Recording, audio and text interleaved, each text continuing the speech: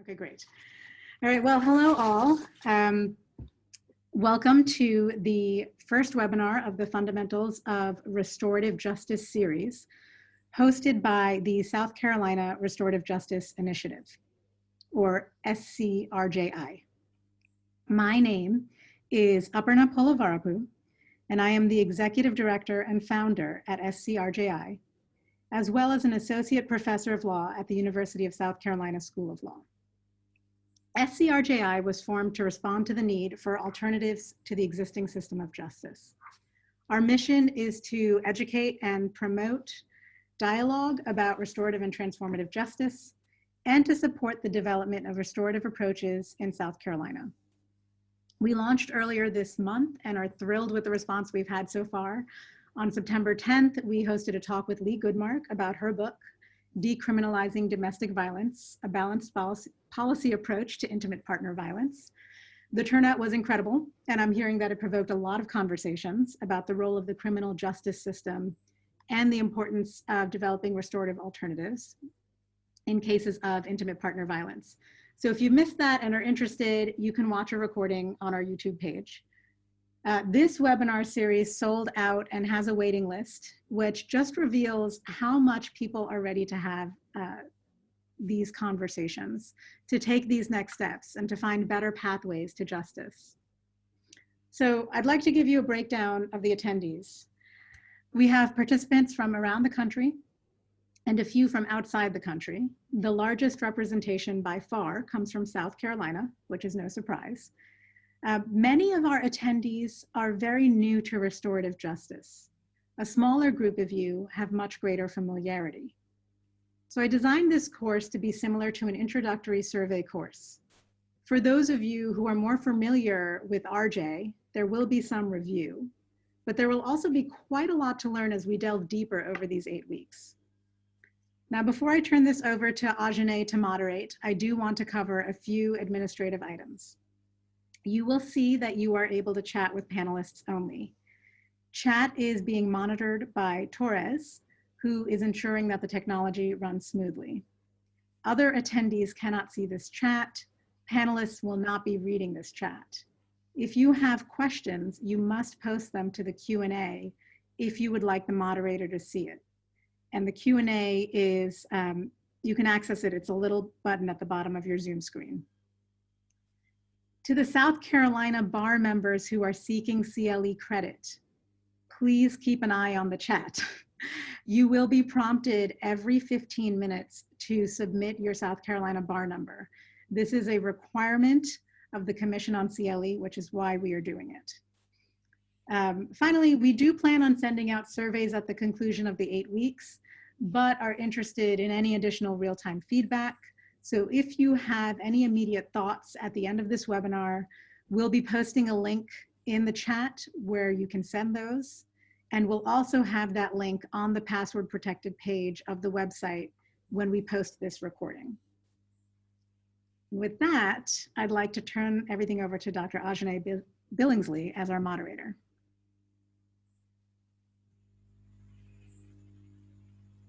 Thank you, Aparna. Hi, welcome, welcome, welcome. I'm so excited that you all are here and taking the time to go over this very important topic. What we're gonna do is break it down into about 3 different parts. We're gonna start out with Donna. She's gonna talk about what restorative justice is and how does it work. We'll then go on with Aparna. She'll talk about why we need restorative justice. And then finally, we'll talk about some of the myths or some of the concerns that people have with restorative justice, and we'll end with all your questions and comments. So I look forward to hearing from you all. If you need help or assistance, go ahead and put that in the question and answer. Donna? Thank you. Hello, everyone. I'm really, really delighted to be here. I know many of us are still in mourning over the death of Justice Ruth Bader Ginsburg. I know that I'm not alone in this crowd in realizing that we've lost a true giant. But if anything, I think she inspires us to carry on with work that promotes equality and justice, and that's why we're here today. And I'm very grateful to Aparna for putting this together. It's an amazing lineup. So what I'm going to try to do in 20 minutes is to give you an overview of restorative justice, what we mean. I'm going to talk a little bit about restorative justice values. I'm going to talk about processes. I'm going to talk about context.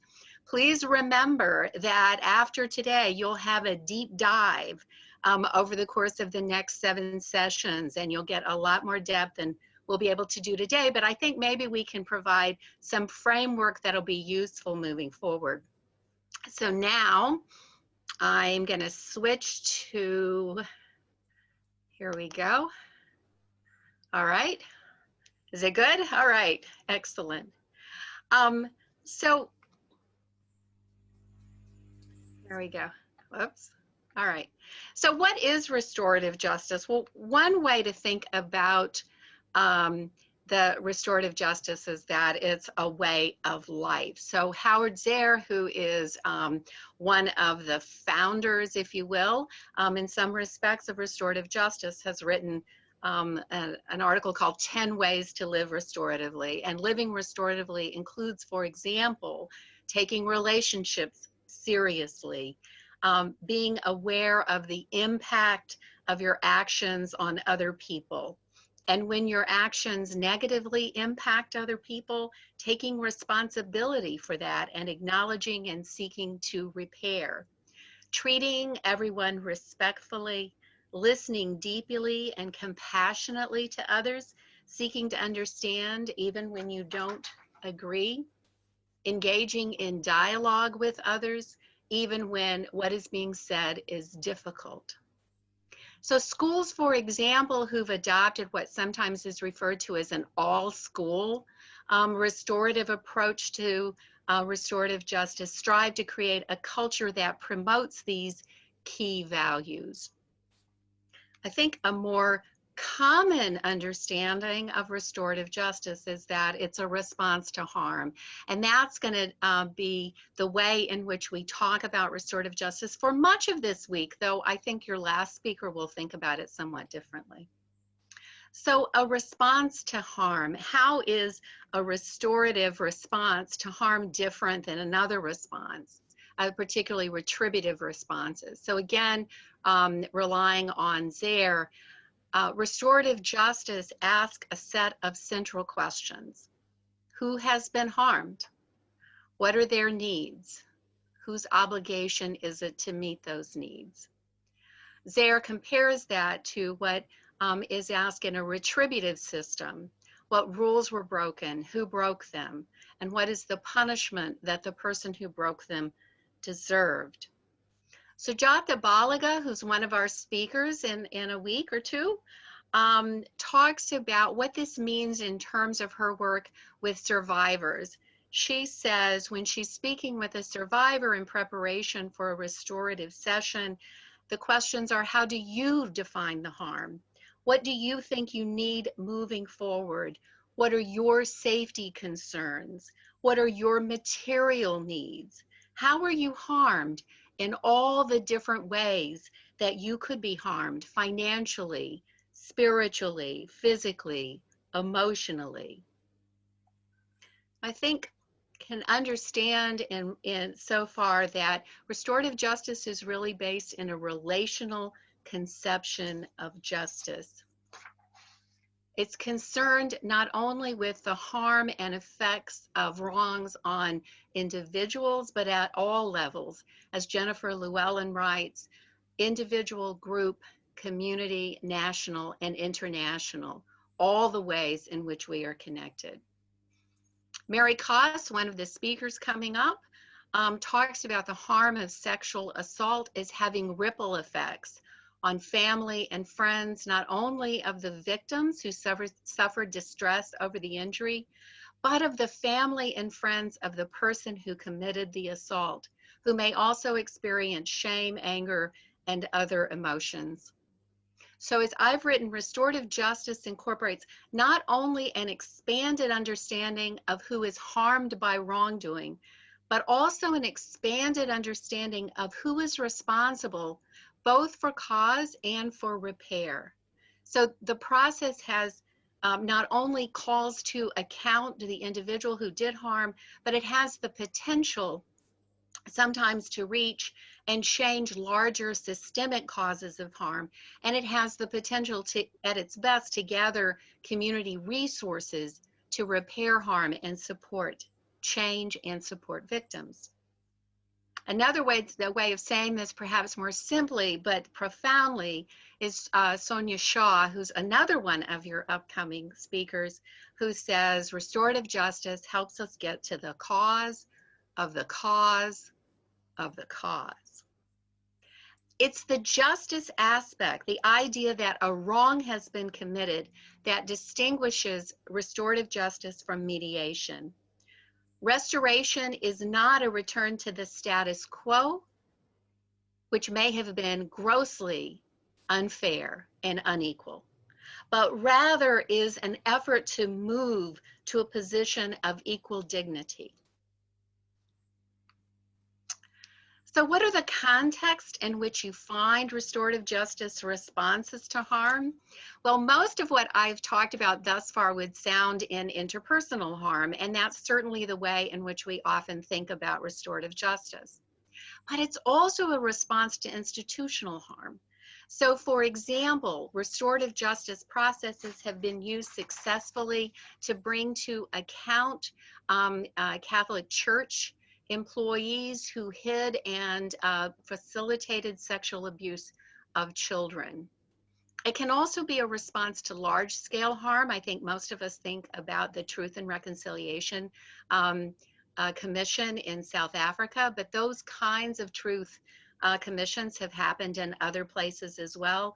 For example, in Greensboro, North Carolina, a Truth and Reconciliation Commission met regarding a 1979 incident in which members of the KKK fired on anti-Klan protesters in a Black neighborhood, killing several people and wounding more.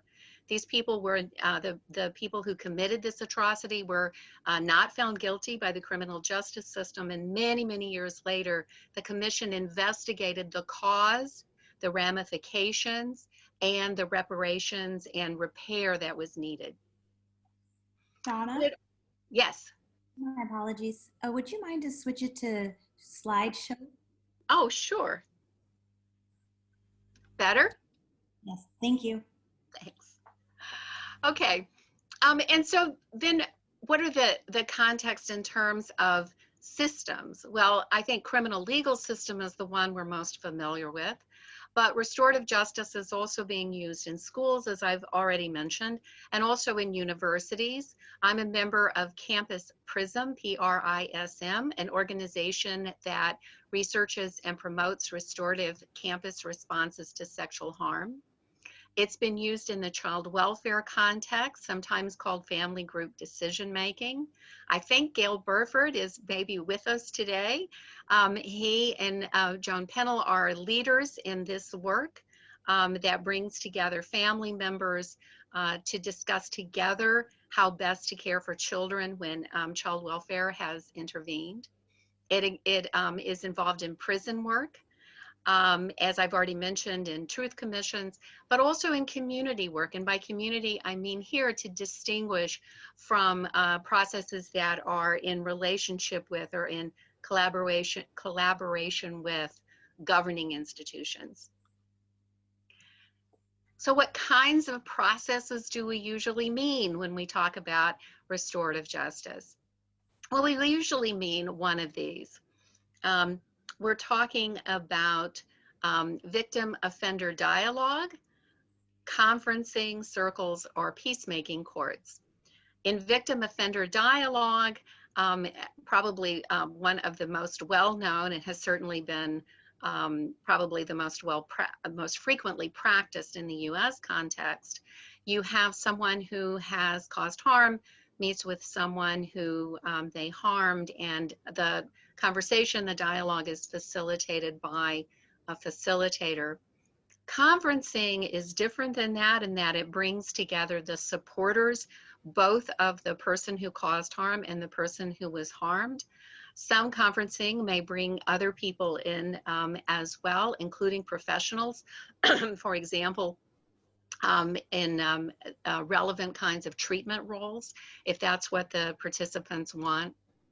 I'll talk a little bit more about circles. Circles may also be dialogue between someone who caused harm and someone who was harmed, but circles are used in a number of ways other than, in addition to those kinds of dialogues. Peacemaking Courts, I studied many years ago now, the Navajo Nation Peacemaking Courts response to domestic violence cases. And in many of the tribal court systems in this country and in indigenous processes in other countries, there are processes that are similar to conferencing, though obviously have a very, very different context in terms of tribal sovereignty and in terms of decision making.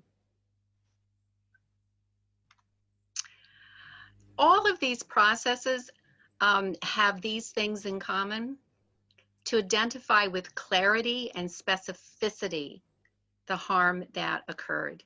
So very frequently in a criminal setting, the victim may never have the opportunity to speak with any depth about how the harm affected the victim. And certainly the people that that care about the victim are unlikely, except in a very kind of limited way, to be able to speak about the harms that they've experienced. And if the harm doesn't relate to the elements of the crime, then it may not come in at all. And it's to redress that harm as much as possible, and it's to forge a plan going forward for preventing the reoccurrence of that harm. Restorative justice and fundamentally believes that individuals can change, that they can make repair, and that, and yeah, I should just stop there, both of those things. So a little bit about the basics. Anytime, any restorative process that has, that involves a dialogue between the person who caused harm and the person who was harmed must have knowing voluntary participation. And I want to underscore knowing as well as voluntary participation. That means that a great deal of time, depending on the severity of the harm, but a great deal of time may be necessary to spend with the victim to talk about what they hope to accomplish, what their expectations are, so that they make a knowing decision about whether or not this process is going to be useful for them. Similarly with the respondent, with the responsible person.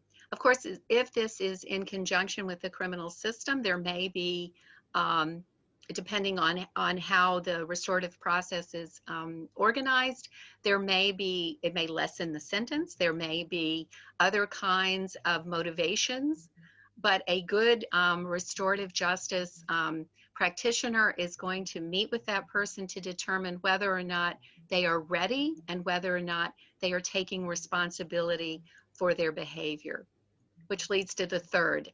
They have to admit, the responsible person has to admit to the conduct element. So they may not see themselves as responsible. They may not call what they did the crime with which they might be charged, right? That's not the requirement. But if the person is saying, I wasn't there, it was someone else, I didn't do that conduct, then that's not a restorative justice process. I've already mentioned a great deal of preparation, and then there has to be a reparative plan, and very frequently there has to be follow-up. So a reparative plan can encompass a number of things. A reparative plan might be some form of compensation to the victim. A reparative plan might include what we might think of as rehabilitation for the person who caused harm. It might be that the person agrees, for example, to get drug or alcohol treatment if that's an issue. But a reparative plan may also be,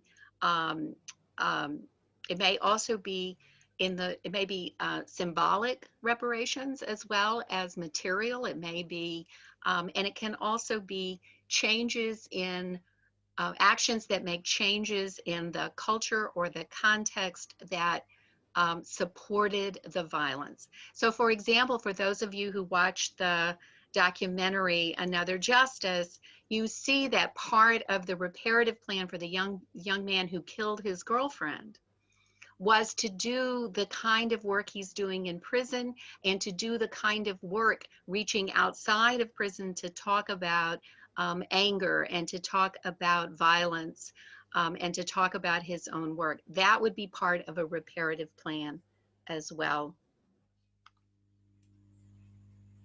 So that the restorative process can have an impact on institutional decision making, but it doesn't always. So a restorative process that's connected to formal governance, criminal justice, I've already mentioned, Title IX on campus, child welfare decision making, obviously may have an impact. So it may be interwoven really with those governing kinds of processes. Many of us would describe, using Howard Zer's words again, that those are only partially restorative, because they continue to have elements that are that may be punitive, and elements that may not be fully restorative. But for example, diversion is it is now being used actually fairly commonly in restorative justice. We have a very long history in this country, but more so in some other countries, of using sentencing circles. This is after someone has, usually after someone has pled guilty, then a sentencing circle creates a recommendation to the court about what kind of sentence should occur. But we also have, now we have some batterers intervention programs that include restorative kind of processes in their work. So for example, Circles of Peace, that Linda Mills and her colleagues have written about, incorporates restorative dialogue for those survivors who want to be a part of that, within a larger batterers intervention program. I should have mentioned, I think on basics, I may have failed to mention terminology. So you'll see in some of the particularly earlier restorative justice literature, you'll see victim, you'll see offender. I prefer the terminology, and I'm not alone in this, responsible person, and survivor victim, or victim survivor. That's terminology that Mary Koss developed, and I think it is both descriptive of the process, in the sense that no one is defined by the worst thing they have ever done. It describes someone in relationship to what they did, but not who they are. You are not a killer, you are not a rapist, you are not a thief, you are someone who has done those things. And if you understand that, if that's your orientation, then it opens up the possibility that you will not do those things in the future. So for any of these processes, there has to be significant preparation. I mentioned this already about what the victim's expectations are. I may not have mentioned that we have to make sure that the responsible party is ready, and that the other people, if this is a conference or circle in which other supporters will be there, that they too are ready to have this kind of conversation. Anna? Yes. Mm-hmm. 1 minute? 1 minute? Oh, great. Okay. Okay. So and I mentioned one other thing too, and that is that Sonia Shaw talks about the cause of the cause of the cause. And in my recent research looking at restorative justice programs for domestic violence, looking really at a number of countries, this feature of restorative justice in those cases came up over and over. In New Zealand, for example, in family group conferencing, the preparation with the responsible party frequently leads to a discussion of his or her own experiences of physical or sexual abuse and trauma. In Linda Mills' work on Circles of Peace, there's an opportunity to address intergenerational abuse and trauma. Todd Augusta Scott, who's going to be speaking this week, speaks the same. Joan Pennell and Gail Burford, in talking about family group decision making, talks about this important piece as well. So there are restorative justice processes that are not connected to formal governance. There are some in prisons, for example, that Susan Miller writes about and Victims' Voices Heard, in which sentencing has already occurred, appeals have already run, and these are processes that the person who caused harm, the responsible party, chooses to do. And then there are community-based processes that have no relationship at all to any governing institution. And then there are processes that we call restorative justice that don't involve a dialogue between a victim, a survivor victim, and a responsible party. So for example, the National Compadre Networks brings together circles with boys and men of color, and now I'm quoting, to interrupt cycles of violence, generational trauma, and imbalance, and to address the root of where violence stems. Harbor Cove runs circles with intimate partner violence survivors for support and mutual aid using restorative kinds of circle practices. The Domestic Violence Restorative Circles program, and you're going to hear about that also later this week, is actually a court-accompanied program. It's a court-affiliated program, and they have separate circles for responsible parties and a separate circle for the victim. And missing from my list here are surrogate programs. So those of you who watched Another Justice, you might have noticed that Alice had participated in a surrogate program. She met with other people who had committed a harm similar to what she experienced when her daughter was murdered, but it wasn't with the person who murdered her daughter. She was a surrogate in that way. And finally, I must be done, yes? Finally, I just want to note that a transformative kind of restorative justice, of the kind you're going to be hearing a great deal about this week, looks to the impact of intersecting subordination in the lives of both the person who was harmed and the person who committed harm. I'm going to stop. Thank you so much, Donna. You've provided us with a really good base, and you've also given us great examples of all the different matching dialogues that happen in some of the restorative justice processes. I look forward to hearing from you all. Any questions that you have, please put in the question and answer, and we will be sure to get to them, and also you all will be able to receive that information at the end of the session. Now we're going to move on. Aparna is going to talk about why restorative justice. Why do we use restorative justice? Aparna? Sure, thank you. Well, thank you so much, Donna, for so ably covering such a large topic. And one thing I do want to point out, I think Donna did a great job talking about all of the different ways that we can see restorative approaches manifest. But right now, it's still a field with quite a lot of experimentation and a lot of different types of work being done. So we're seeing people attempt to instill the values and guiding principles of restorative justice in very different ways. So why restorative justice? I think, Donna covered a lot of what restorative justice can offer. So I'm going to talk a little bit about why the current system of justice doesn't work for so many.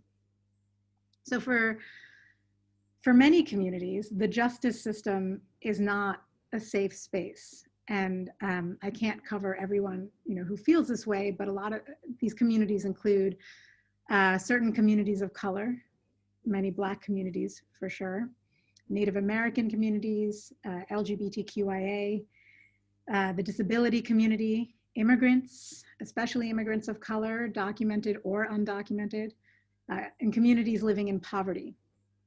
And just to be clear, I said the justice system, but I'm actually talking about state institutions generally. For a number of communities, State institutions are not safe. All sorts of institutions, courts, schools, the police, the transportation authorities, healthcare providers, even institutions steeped in social work, find ways to minimize and exclude members of those communities in different ways. And the result is a lack of trust. And in fact, once the state is in your life, even if you've asked the state to be in your life to save you or rescue you from something, you may experience state intervention in highly unpleasant ways. In terms of intimate partner violence, people who do not fit the ideal victim model do not experience positive interactions with state authority. Certain groups of immigrants are well used to being asked about their status, now more than ever, but just to be clear, well before 2017. Some communities may be subject to abuse or at risk of abuse just because they exist. And again, it's something we are all seeing now, but it's been an issue for a long time. Right? The truth is that many people experience violence and don't report it. So data from the 2019 National Crime Victimization Survey indicates the following. In 2019, there were 5.4 million total violent incidents involving people ages 12 and older. According to that same survey data, only 41% of those incidents were reported.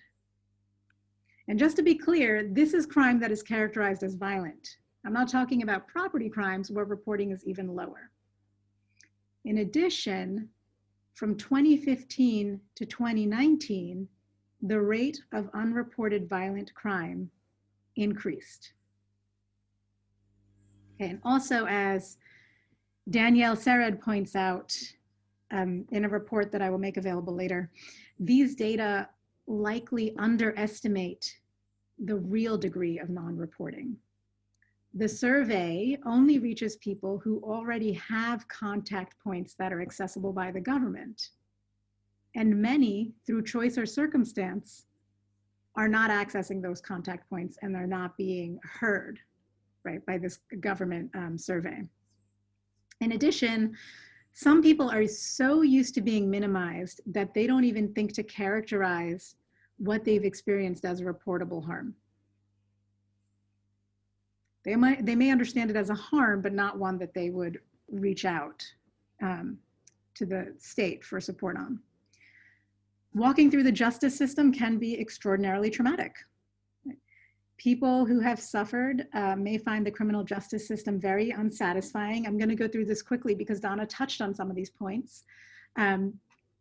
But people who are victims of crimes are not involved in the process. The prosecutor makes all the decisions. To the extent that they testify, their narrative is often shaped by case strategy, by legal rules. Outcomes may not meet their needs.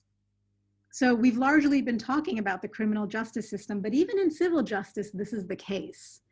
The outcomes that are offered are not always what is desired. So for example, in the case of settlements, someone agrees to pay you because you've alleged that they've done a harm. And oftentimes in that settlement is a stipulation that they do not admit to having committed any sort of harm. So you might get a payout because you experienced sexual harassment or discrimination or racism or some other harm, but you don't get the acknowledgement, you don't get the admission.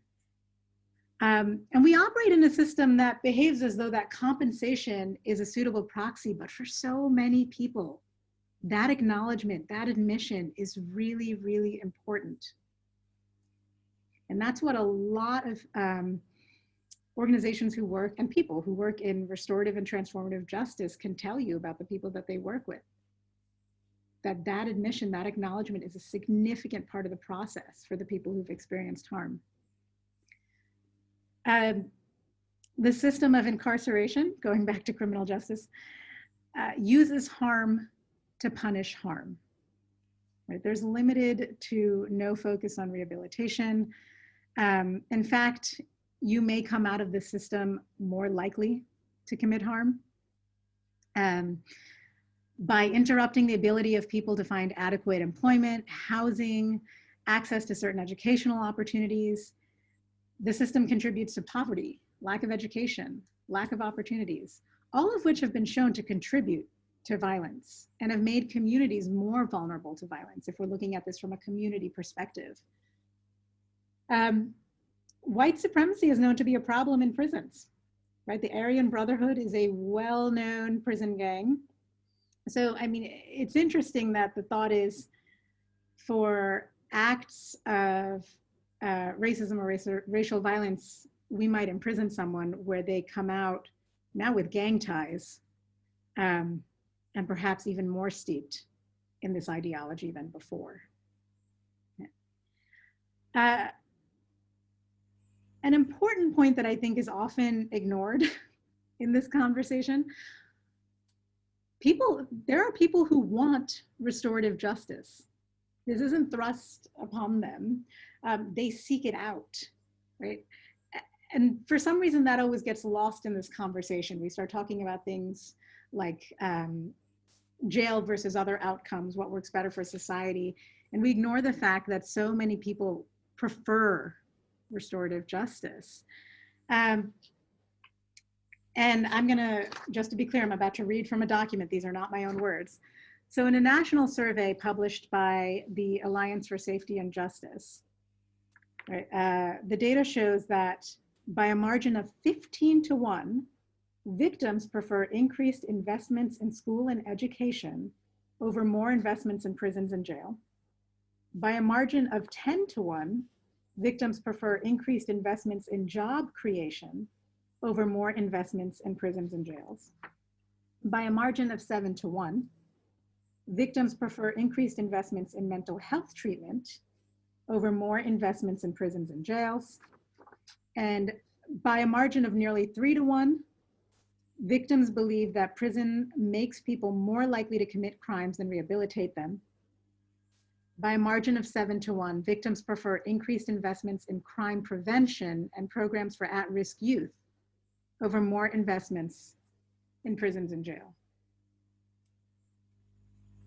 So this is a conversation, like I said, that's been growing and existing for a long time. What are we offering, right? How do we actually reduce harm? So what can restorative justice offer? I think Donna covered a lot of it. She talked a bit about how it really offers an opportunity to interrupt harm, to get, as she said or citing Sonia Shah, the cause of the cause of the cause, to create safety. It offers a chance for outcomes that are more in line with the needs of all involved. So possible reparations, promises and actual steps towards rehabilitation, keeping community needs in mind, thinking about how to reintegrate people into the community and strengthen the community. And as Donna pointed out, you will hear from future speakers about specific ways that they try to provide these outcomes. But there is absolute acknowledgement that people committing harm in all its forms need to engage in work, and that it is the benefit of society for them to do this, right? And RJ processes allow for these conversations and outcomes. Restorative justice provides an opportunity for voice and validation. As Donna mentioned, unlike the court process, the story told is not limited by legal standards.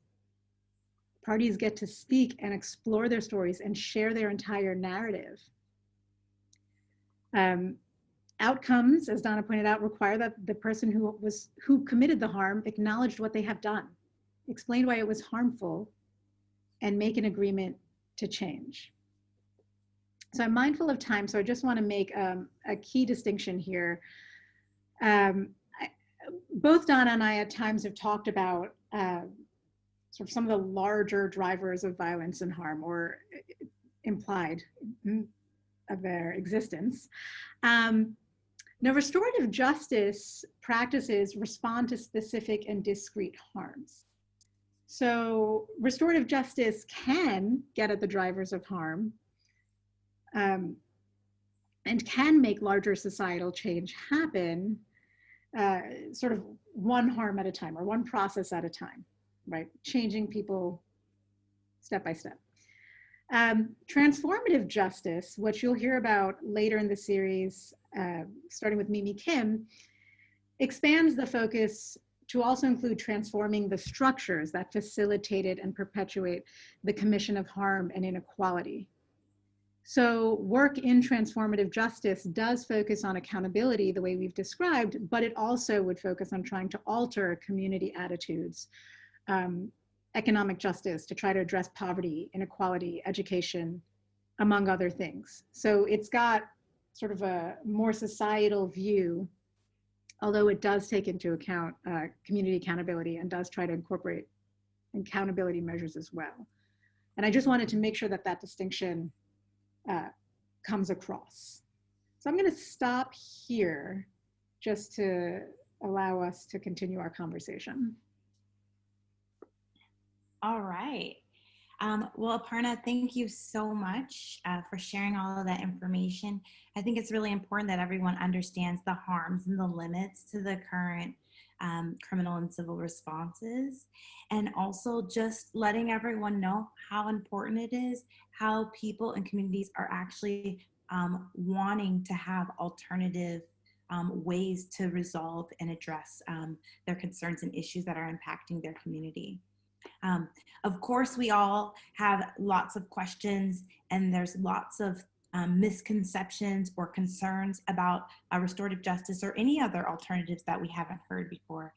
So now we'll turn to addressing some of the main concerns that often come up when we're talking about restorative justice or transformative justice. We're going to start out with Donna. Donna's going to talk a little bit about accountability. Well, I think that there's a sort of a caricature of restorative justice, that it's light, right? That the person who caused harm gets off light. And I think that one of the difficulties we have in promoting restorative justice is that we have a very strong investment in what I've called crime logic. And in part, I mean by that, we measure the seriousness with which we take harm by how much we harm the person who committed harm, in the way Aparna was saying. And we do this all the time, right?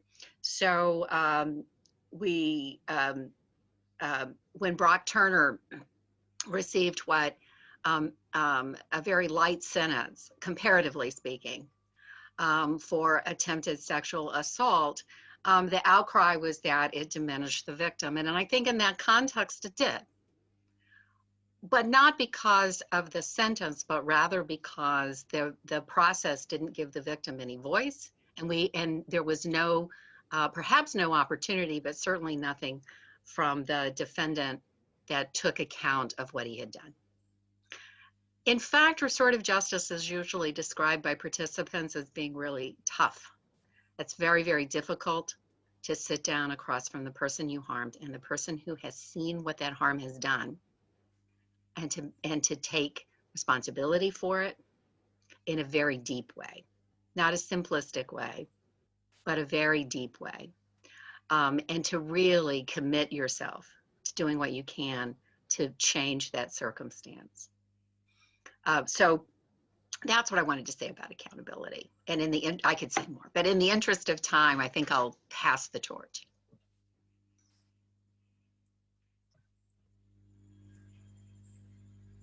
Thanks, Donna. So another common criticism that we often hear is that restorative justice, and I think we both touched on this, so I'm going to be very quick, re-traumatizes people who've been harmed, right? That we're pushing people into situations where they're forced to face people who are going to cause them trauma. And I speak as someone who used to worry about, I mean, I still do worry about it, but who used to fully buy into this myth. because of my work abroad, I really came to understand community-based approaches better. And I'll say, you know, to the extent people are forced to relive their experiences, and emphasis on the word forced, right? That is trauma, right? To force someone to go through that. But restorative justice is not about that. Restorative justice requires all parties to buy in, to want to participate. There needs to be consent.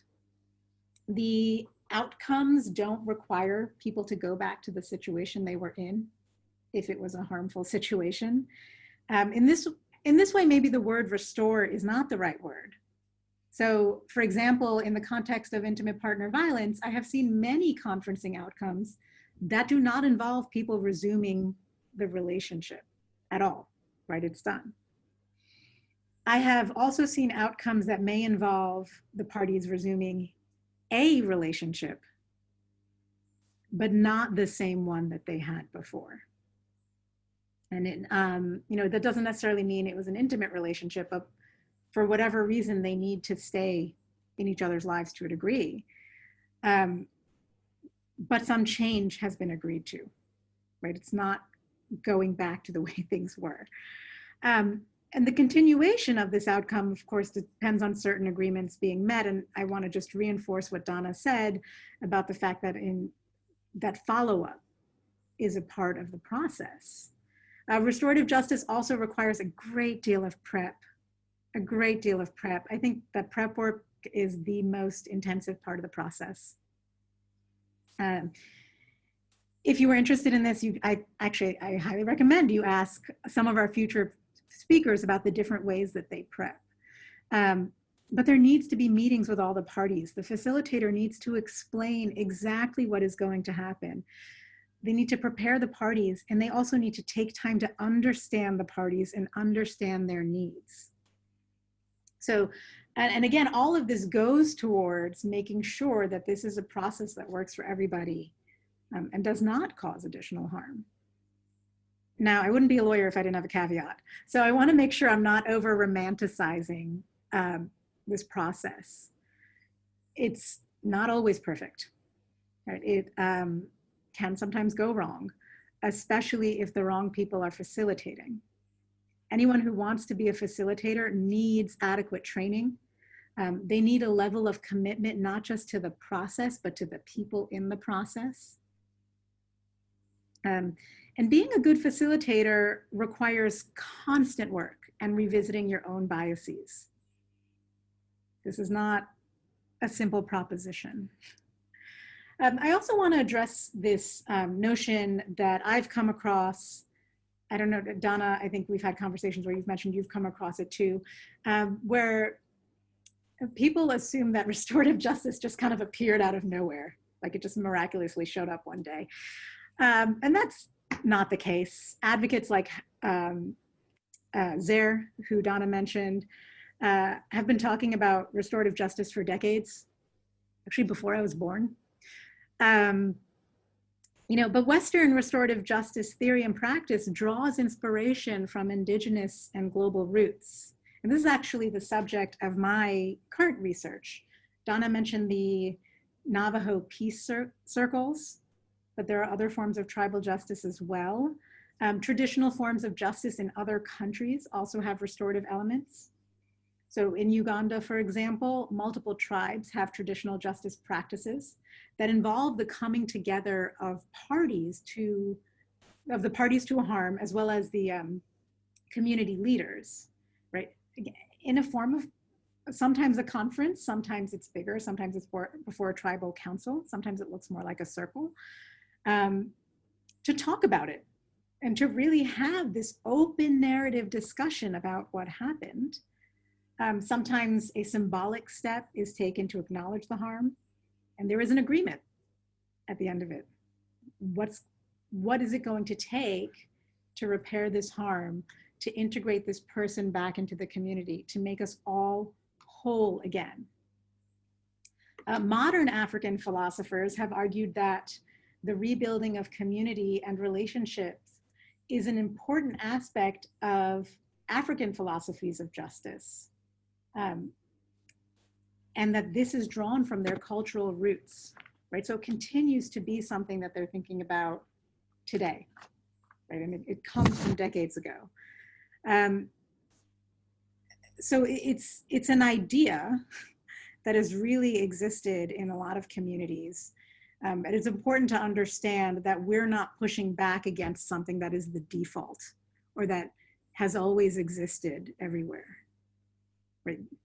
This other idea of justice has very long and deep roots as well. And Donna, did you want to close that or add anything? I would just add that I recently had the opportunity to look at, to do a comparative look at European countries and other countries and the UN, the EU, all the Scandinavian countries, Germany, the UK, Ireland, Canada, and then I think most of us know New Zealand and Australia have been at the forefront for many, many years. So they're all have embraced restorative justice in varying degrees, but quite significantly compared to the slow start it's had in this country. Not to say that it hasn't been happening here for a long time, but it's not as integrated as it is in these other countries. So it's hardly new. And I guess the other thing that that comes up for me in a lot of conversations with people is if the system we had was working great, if we had a system that was actually meeting people's needs and that was actually keeping people safe, then I think it would be fair to say, well, prove to me that restorative justice is going to be perfect. But in frequently what happens is the worst kind of understanding of restorative justice is compared to the fantasy of the criminal justice system that doesn't exist. So I think, that the ship is on fire, it's burned, it's sinking. And so now we say, okay, what other kinds of possibilities do we have? Yeah, if I might just add, I think you're absolutely right. I agree with that. And I think, when people push back against restorative justice, they want the perfect version, as though somehow what exists right now is anywhere close to that. So I do like to point out that there are, we're still working through things, and there are some places where you don't see it implemented very well, because we have to acknowledge that. One of the reasons I like the movie Another Justice is because it's a film that really acknowledges that these are just real people.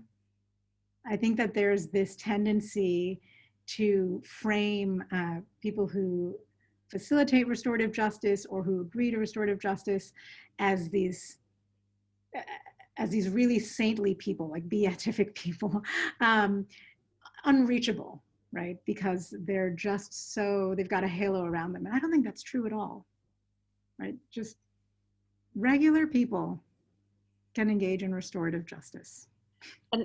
And I'll just add one thing to that. I think I agree with you. And I think part of that is that for a long time, some of the restorative justice description and literature focused on forgiveness. Mm-hmm. And I think that one of the many contributions from feminist and anti-subordination activist, anti-race activist, anti-racism activist has been to say forgiveness is not why we're here. Forgiveness may happen, but that's not the measure. That's not why we're here. We're here for accountability, for real justice, and for not doing additional harm to a person who committed harm in ways that are completely not only ineffective, but inhumane and wrong and morally wrong. So I think that that's really important. I think if you think that, and some people do forgive, and that's a wonderful thing. It can be a very important thing to do, but it's not the point. It's not the focus. It's not what we're trying to accomplish. Right.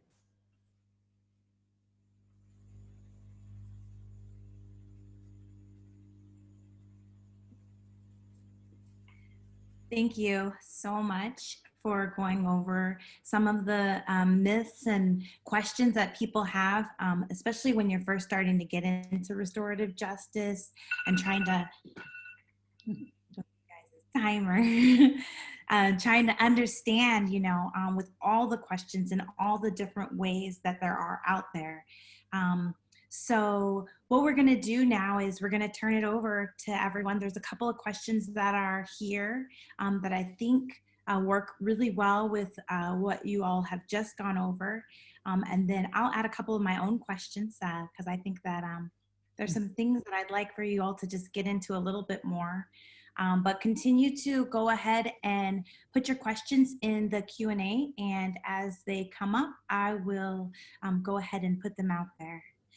One of the first questions that we have is about how to ensure that a person who caused harm can fully admit to those harms without worry that it could then be used against them in a criminal or civil context later on. So, especially if they don't comply with the reparative plan. Do you want me to start with this? This is something I've written about and something I'm very concerned about.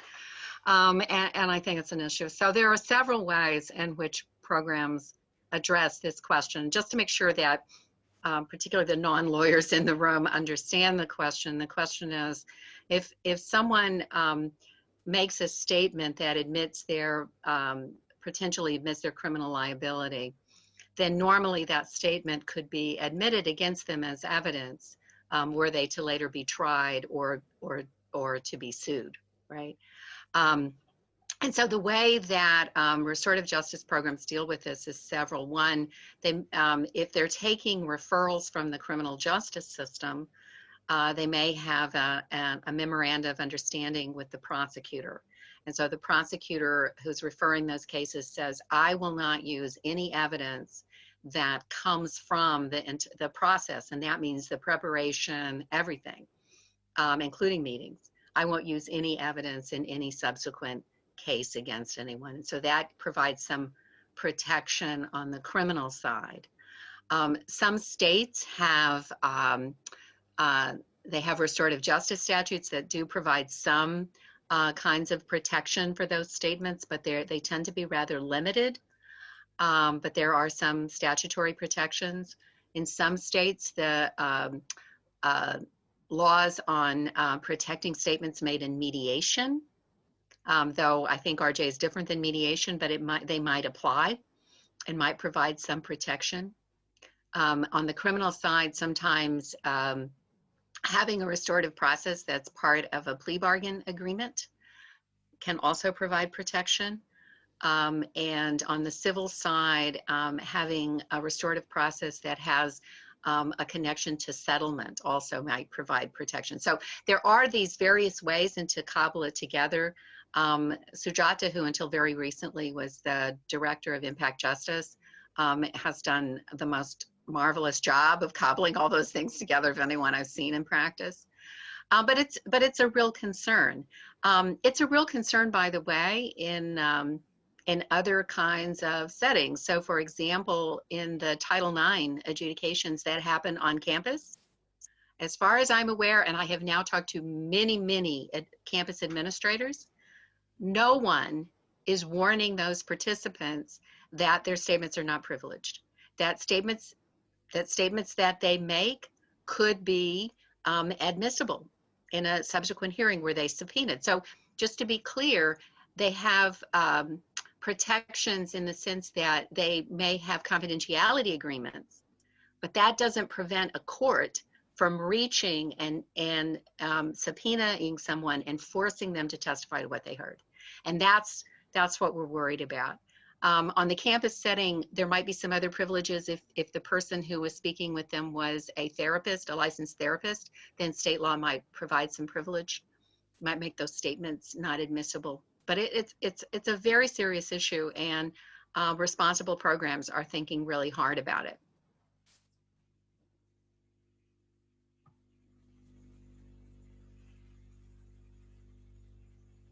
Aparna, did you want to add anything? No, I actually think Donna covered pretty much everything. I think, I mean, my immediate thought was to go to Title IX as well, because that's such a big risk. But for anybody, I would recommend not just confidentiality agreements, but also MOUs, memoranda of understanding with local solicitors or prosecutors. But people need to be informed about this. And on campuses, it's a special kind of problem because of the level of regulation that is occurring on campuses, right? And that's why, just for everyone in the audience, that's why my mind went immediately there. I think that it's the biggest risk in places like schools, where there's already so much regulation and government involvement, as opposed to these external community programs. I would agree with that too. And I think also, I don't, lawyers always overstate the risk. That's what we do, right? That's how we're trained. And I do want to say that I think, number one, sometimes harms that are the subject of a restorative justice process wouldn't rise to the level of a criminal violation, or it would be a minor criminal violation and unlikely to be brought unless the victim pushed really hard, and maybe not even then. And so, I mean, and interestingly too, to juxtapose this to, I think Mary Koss would tell you, and Kathy Daly, who did research in Australia, would say that, for example, in Australia, when she looked at cases in which a juvenile was charged with sexual harm, what she found is that those cases that were referred to the restorative justice process had much higher completion rates. In other words, the cases that went to the criminal system, even though they were more serious charges, dropped at a much, much higher rate. So, so I think it's important to sort of balance the concern, because I think the concern is real, with the reality, and recognize that in certain contexts and certain jurisdictions, the likelihood that a prosecutor is going to go forward may not be very high. So.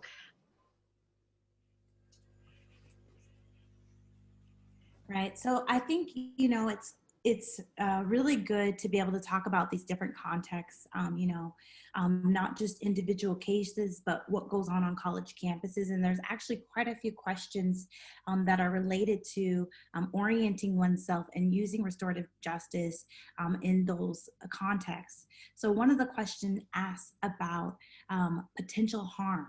And so this participant says, one of the challenges I'm facing working with my college students is talking about potential harm, specifically discussing how bringing guests into our residence halls impacts, and what would discussing potential harm look like?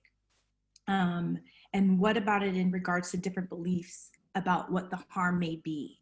So again, this is kind of touching on the differences between that type of harm that you're talking about, Donna. So would you mind to address that question? I'm going to try if I'm understand, because I'm not sure I'm totally understanding the question, but I think that, as Aparna said, I think the context around sexual harm on campus is one of the most difficult to parse out, and I've done a fair amount of research on this and writing about this. I think that here's what I think.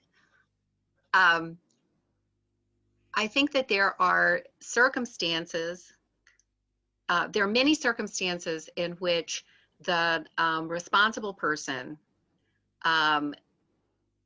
provided they have the protection that they need, see our prior thing, conversation, are very willing and to admit their responsibility. And there are those cases.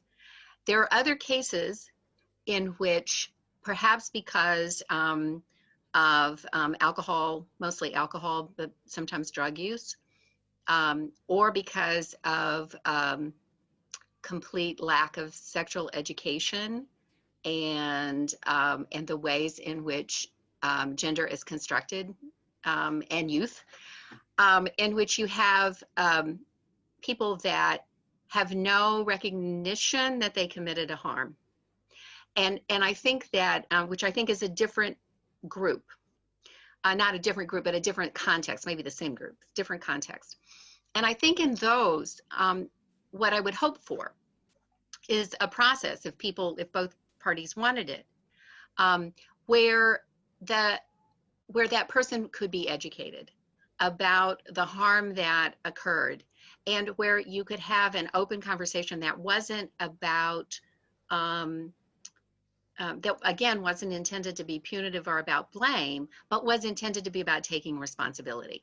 And we're seeing that in some of the campus adjudications, not all. Some of the campus adjudications, even those that are restorative, I think there's a risk that they're imparting really a criminal frame, that kind of punitive frame. And that's a risk, by the way, that's not unique. That's a risk all the way through the use of restorative justice.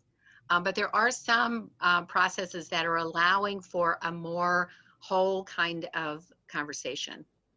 I'm not sure that's what my questioner was asking, though. So, but Donna, I think that responsive, you can help me. I think that you I think you're right on, and I think that the question is asking about what I'm thinking is the way of life restorative justice piece, and how we see harms or don't see harms, or how we are able to, you understand? I do. Okay. And then, yeah, so in this kind of circle processes, and let me just mention that PRISM has a book that's online and available that really plumbs some of this, and I would highly recommend it.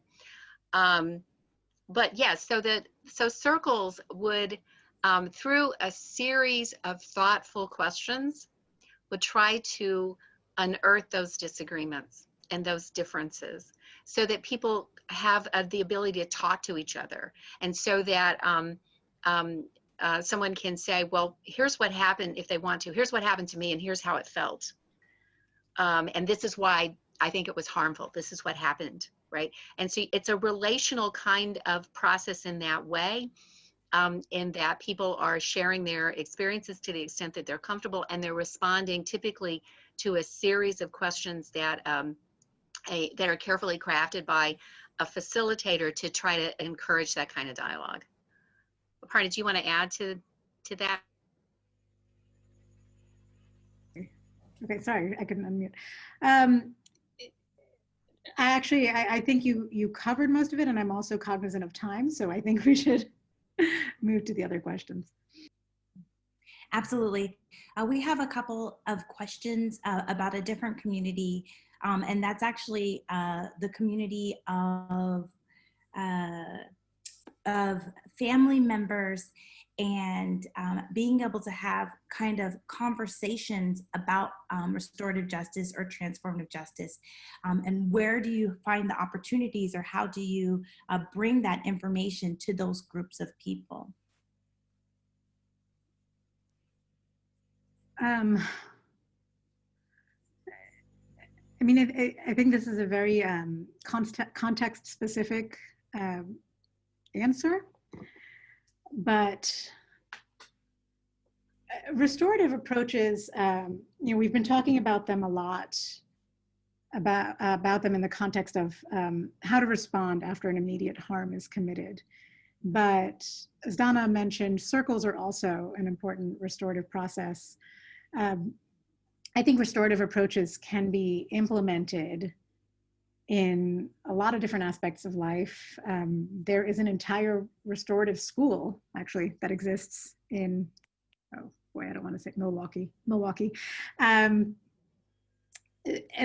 I would say that one option might actually be to encourage engagement with restorative processes to the extent that they're available, even just for,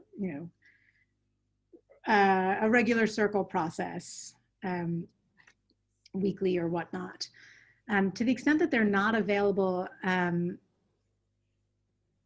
there's, if the question is how to talk about transformative justice and restorative justice, I think one of the most salient points here is that there is so much harm out there, right? And that there's so much harm being perpetuated by the current system, and to think about what it is that is contributing to that harm.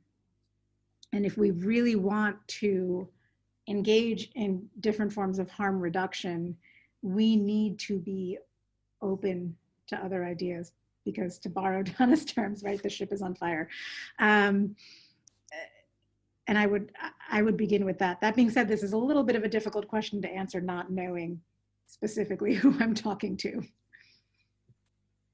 Right. I think that this type of question is really about where do you find the information, and what do you do when you're coming up against people who have not really thought about the consequences or the effects of incarceration or the current responses? Well, a recording of this will be made available on the website for a limited period of time, and we'll also be posting all of the sources that we've cited. So that'll be a great source of information. And once you start there, I think you'll find that there's just more and more that you can go from there. Thank you. The other types of questions that we have are actually about law enforcement engaging in a restorative justice process. So the question is, have you had any experiences where a law enforcement person who caused harm needed to engage in a restorative justice process? And what was the result of that, and how was the community involved in that? I haven't. I have not worked with any law enforcement on in this capacity. I don't know. Have you, Donna? I have not. I know that some have. I know that it's occurred, but I haven't been involved. Right. And I do think, as is often the case, there are a lot of institutional obstacles to that kind of meeting, but I think it's could be a really quite productive kind of meeting. And yeah, I'm sorry, I don't have anything grand to add to that. I'm thinking some of our experienced people who are watching might put something in the chat. They may have a source that doesn't come to our mind. I do know that it has happened. Well, and this is also a question we can pass down to the later speakers, some of whom I know have direct experiences with law enforcement. So. I would say that the truth and reconciliation process in Greensboro, for example, and others have exposed kind of law enforcement's collusion in that private violence. And so part of the correction and part of the reparations had to do with law enforcement. So at that level, but I think you're talking about a particular individual. No, thank you. And I think that you're right. I think that we'll be able to address that answer and be able to ask different speakers along the series. The next question that we have is a little bit more, a larger question about the use of restorative justice alongside the criminal justice system in the long term. Is it that we need like a holistic transformation? So can restorative justice exist with the criminal justice system, or do we need a much larger transformation? Well, this is one of those things where I think that there's some disagreement in the field. You will find advocates who argue that at least for certain harms, maybe all harms, we need to eschew the state, right? We need to engage in more community-based work and avoid the criminal justice system and the police altogether. There are others that work together with state systems. I will say this, and I think this will come out more later in the series as well. I'm always a little bit, I don't want to say skeptical. When you have a system that's attached to a court, or a process that's attached to a court, there are limitations. So going back to what I said earlier about the people who just never call the police, who don't report, who don't want to go through the state system, if they need to actually get into the system before they're even able to reach a restorative process, that restorative process is not as effective as it could be. It's only reaching a very set number of people. So you think about intimate partner violence, where, again, if you don't fit that ideal victim model, you're not likely to have good experiences with the police. You may not call the first time, or maybe you call the first time and you don't call the second, third, or fourth time, right? So you never get to that point where if your only option is a process that's attached to a court, right, where you get that restorative option available. Does that make sense? So I think that you're really limiting who it's available to if you're waiting for referrals from a judge. I also think if you're allowing people to go through the process, right, you haven't saved them from some of the immediate harms of just of being charged, right, in the criminal justice system. So they're still going to experience all of the collateral consequences that are related to that. So I think we also need to be thinking about that, right? How much harm are you really saving people from if you're waiting for them to have gone through an entire trial and waiting for the judge to decide that this person maybe merits a restorative process, never mind the problems with that kind of decision making, or waiting to conduct, victim offender mediation after they have already been incarcerated. I would just add to what Aparna said that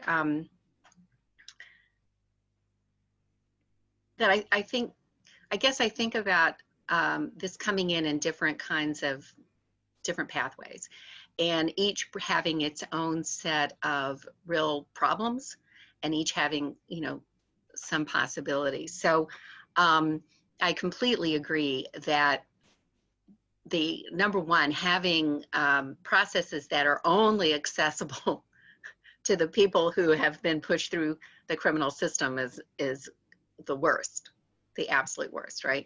You need processes that people can voluntarily come into. Peacemaking, for example, is like that. And there are many other programs that are like that. In terms of system involvement, if you have a process that's pre-charge, so that you're sent pre-charge, you have fewer of those kinds of negative consequences, obviously, than you would if you go kind of through that system. If you have to admit, so that now you have even a misdemeanor can mean that you lose occupational licenses. It might have an impact on your immigration status. You might get deported. It has really horrible negative consequences. Then that might be the position there that that makes sense for those people who have kind of come through that criminal system, and it also does afford you the ability to do those MOUs, right? So I think that that's sort of on the ground. That's the nitty-gritty answer, right? The larger answer, I think, is really that we need so many more community resources at prevention and response, so that right now we're in this absolutely impoverished situation where our primary response to mental health issues is the police, where our primary response to inequality is the police, really.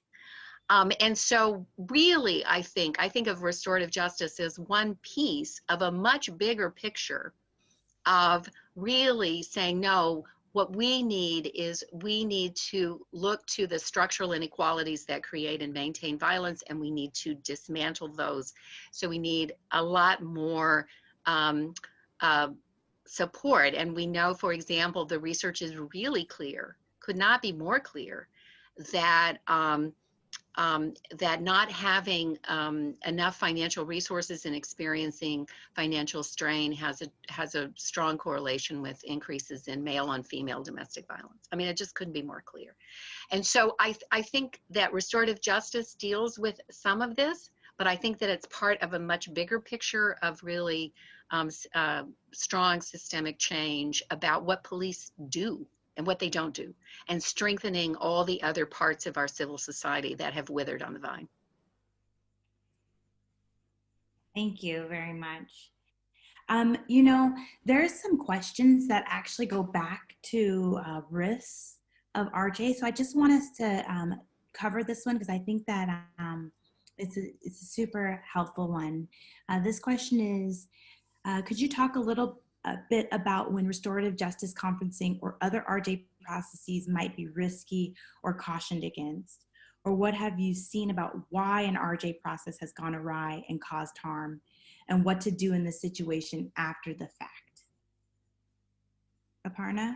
Yeah, so we talked about PrEP before, and I mean, that's one of the biggest issues. You need to really, really prep. It's intensive. You can't, this isn't about creating a process and then just letting it roll, right? You've got to be fully involved. And if you don't do the prep work, I think it can go really awry.